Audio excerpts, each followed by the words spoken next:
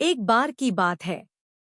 एक नरम चांदी सी रात में चांदनी फूलों से ढकी एक छिपी हुई घाटी में एक सुंदर और नाजुक बिल्ली रहती थी, जिसका नाम था प्रिंसेस म्याओएला।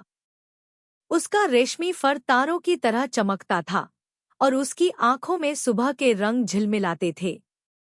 वह चांदनी राज्य की राजकुमारी थी, जहां बिल्लियां सपनों की भाषा बोलती थी और जुगनू हवा में रहस्य लेकर उड़ते थे। म्याओएला बहुत दयालु थी, लेकिन उसके दिल में एक गहरी उदासी छिपी थी। उसकी माँ, क्वीन व्हिस्करीना, तब गायब हो गई थी जब म्याओएला बहुत छोटी थी। माँ केवल एक क्रिस्टल की घंटी छोड़ गई थी, जिसके बारे में कहा जाता था कि उसमें रानी की आखिरी इच्छा छिपी है। हर रात म्याओएला उस घंटी को बजाती और हवा से फुसफुसाकर कहती, माँ की आवाज मुझे लौटा दो। एक शाम एक शरारती गिलहरी जिसका नाम टिप्पी था, महल के आंगन में दौड़ती हुई आई और बोली, शैडो फॉक्स ने आसमान से चांदनी चुरा ली है। पूरा राज्य अंधेरे में डूब गया और तारे एक एक कर बुझने लगे।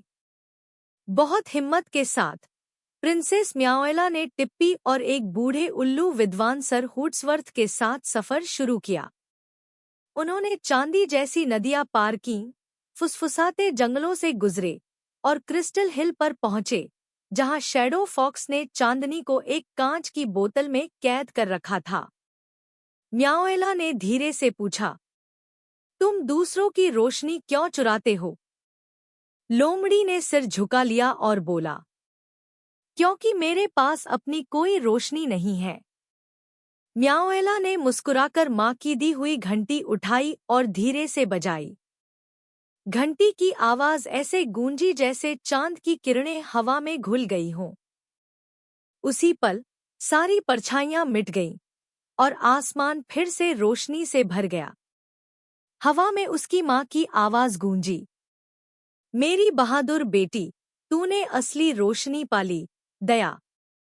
पूरा चांदनी राज्य खुशियों से झूम उठा। फूल आधी रात में भी खिल उठे और तारों की चमक पहले से भी ज्यादा हो गई। प्रिंसेस म्याओएला को सबने नाम दिया कीपर ऑफ मूनलाइट, यानी चांदनी की रक्षक। और आज भी अगर आप पूनम की रात में ध्यान से हवा को सुनो, तो शायद आपको उसकी माँ की घंटी की मीठी झंकार सुनाई दे, जो याद दिलाती है कि दयालुता सबसे अंधेरी रात को भी रोशन कर सकती है। समाप्त।